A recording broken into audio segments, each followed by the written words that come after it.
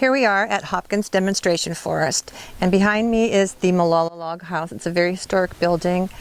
We discovered this building in about 1984, put it on the Clackamas County inventory, the historic inventory, and then in the 1990s, the Board of County Commissioners designated it a historic landmark.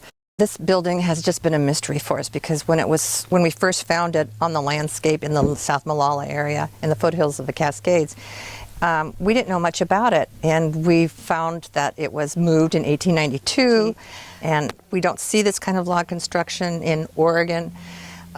We didn't know the age, we didn't know who built it, we didn't know the original site. About 2007, we found that the building was becoming deteriorated, the roof had fallen in, so we decided that it was really necessary to take the building down and dismantle it.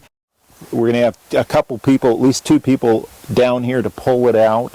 And Greg Olson is an expert in historic log buildings, and so I consulted with him, very helpful, and he suggested that it was really important to take it down because this is a very special building. It's very rare and unique. This building was about 50% rotten when we scavenged it up. It was so rotten that it was not really reasonable to save it where it was.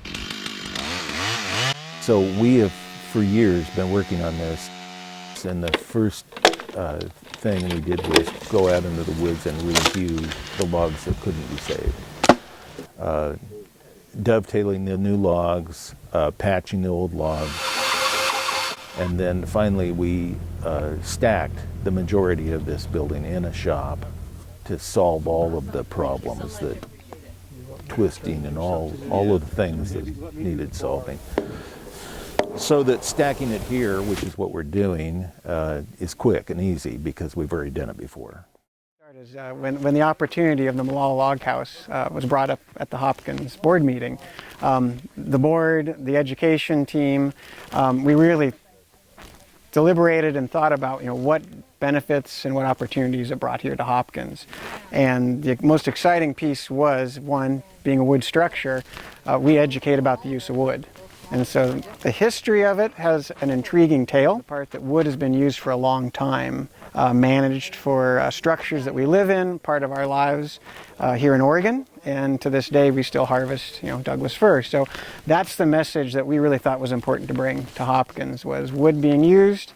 It's being located here in a Douglas fir forest, and some of these logs that are growing around the house are going to eventually be turned into another home that someone might be living in Oregon. So having that message and connection with the past and the future is really kind of cool.